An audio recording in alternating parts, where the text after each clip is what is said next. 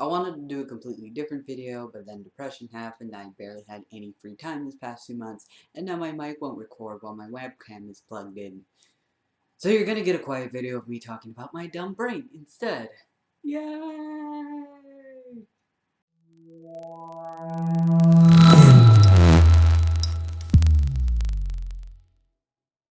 If you've ever lived in the same see each other often blob of life as me, you'll probably start to notice that I tend to have a bit of a social disconnect.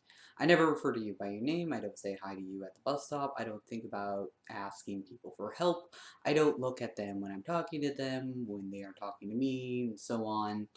And if any conversation happens at all, and more often than not, I just don't know who you are. And there are several explanations for this, one being that I am face blind, so no, I probably don't know who you are. Thankfully, it's on the my other side, I am generally good at figuring out who you are if I interact with you regularly in the same context. If I know to expect someone, or if I am looking for someone, I can find them in a crowded place, assuming they haven't decided to switch up their fashion choices. Another explanation is that I am on the autistic spectrum and typically officially diagnosed with Asperger's back when that was a thing. Human interaction is something we all stereotypically struggle with. And of course, there is also just the simple fact that I am an introvert who has trouble initiating conversation. Like some weird quantum particle, I struggle to interact with people unless they acknowledge my existence. So you end up learning to live alone and how to entertain yourself. And in the inevitable day where a virus strikes humanity and we're all forced to live in pods separated from each other, basically COVID had zero impact on my social life. I got a Plague Doctor plushie though, and I love him. However, when I say I forget people exist, I am not talking about being face blind or social struggles or even early days of childhood. I would isolate myself from others and go flutter off into another world, forgetting all of planet Earth was a thing. I am talking about the fact that I have some bizarre form of aphantasia, if I dare call it that. Aphantasia being the inability to form mental images. Like all things, there are degrees of existence. Some people have very vivid mental images, others a little bit wonky, others absolutely not at all. They just know factual information about what things should look like. Everyone falls somewhere along this spectrum.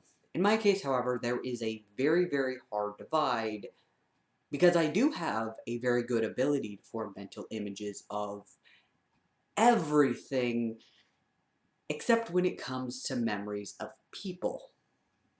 Ask me to remember anime conventions I've gone to. I remember empty convention centers, empty hotel lobbies, empty panel rooms. Ask me to remember the parties my family had growing up, and it's just an empty house with unfinished food sitting on the table and my parakeets being their adorable selves off in the corner.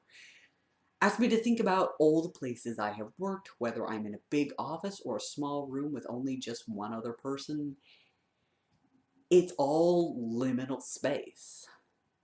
And the thing is, I do have a relatively good memory, and I can, in fact, remember people in pictures, in movies, and watching them through my own camera, minus the face. I can hear the sounds that are people making. I know people are supposed to be there. I remember interacting with others, conversations I have had with them, and so on. And yes, for anyone wondering, I do have dreams with people in them too. Sometimes they're even people I know. A few years ago, when I realized I could tell being awake from being asleep by looking at someone's face, or, if I was asleep, they would probably not have a face, but then my dumb brain figured that out, and now people in my dreams have faces for some reason, I think, usually. I don't know, memories that when you wake up are kinda weird. But the non-copied 3D world of being awake, if aliens abducted me and copied my memories, they'd probably think I was the last human alive, living in some post-rapture apocalypse because that's how vacant and void my memories are. So ultimately, This begs the question, how does this affect me as a writer, as a person? I have said at the start of this video that I don't really think about people when I need help, which is really one of the biggest handicaps of my life.